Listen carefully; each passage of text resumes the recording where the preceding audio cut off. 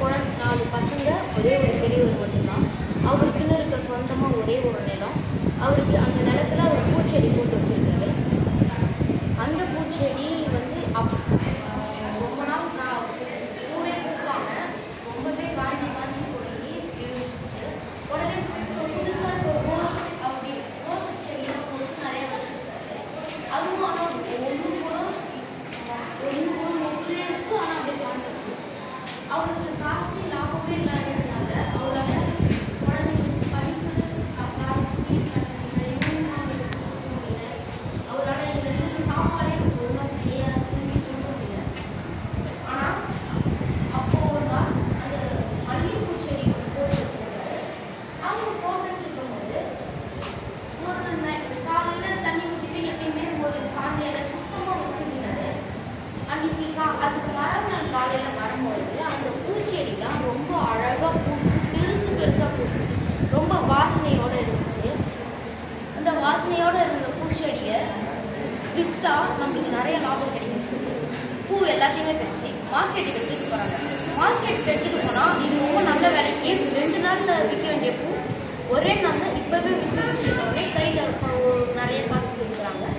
அப்போ கொடுக்கும்போது இது எப்படி பூக்குது, நம்ம தான் தண்ணி ஊற்றவே இல்லையே அப்படின்னு நினச்சி அவர் என்ன பண்ணார், ஒரு நாள் நைட்டு அந்த பூச்செடி கீழே படுத்துட்டு ஒளிஞ்சிட்டு இருந்தார். ஒளிஞ்சிட்டு இருக்கும் பொழுது அவர் ரொம்ப ஒளிஞ்சிட்டு இருக்காரு. அப்போது அவர் ரொம்ப தூக்கம் வந்ததுனால அவர் தூங்கிட்டார். ஐயோ என்னோட தூங்கிட்டோமே, இப்போ என்ன பண்ணுறது சொல்லிட்டு அவர் வந்து இன்னைக்கு காலையில் நல்லா தூங்கிட்டு நைட்டு போய் அதே மாதிரி உட்காந்துட்டு இருக்காரு அதே இடத்துல. அங்கே அப்படிதான் உட்காந்துக்கிட்டே இருக்கும்போது மணி 1ஆகுது, 2ஆகுது, 3ஆகுது, 4 மணிக்கு விடிகால 4 மணிக்கு அந்த பூ உடனே மொக்கு வச்சு பூ அப்படியே பூத்துடுது. இதை பார்த்து அவருக்கு எப்படி இந்த பூ பூக்குது, எதனால் இந்த பூ பூக்குது அப்படின்னு தெரியல. அவர் உடனே அந்த பூவை அந்த பூவை கிட்ட பண்ணோடனே அந்த பூலாம் உடனே காஞ்சி போய் கீழே விழுது. அது இதை பார்த்தோன்னே அவருக்கு ரொம்ப ஆச்சரியமாக இருந்துச்சு. உடனே அப்போ நம்ம இங்கே வந்தோம்னா இந்த பூச்செடியை நம்மளை கண்டுபிடிச்சி இதுங்க காஞ்சி போயிடுச்சுங்க. நம்ம எப்படியே இருந்தோம்னா இந்த பூச்செடியை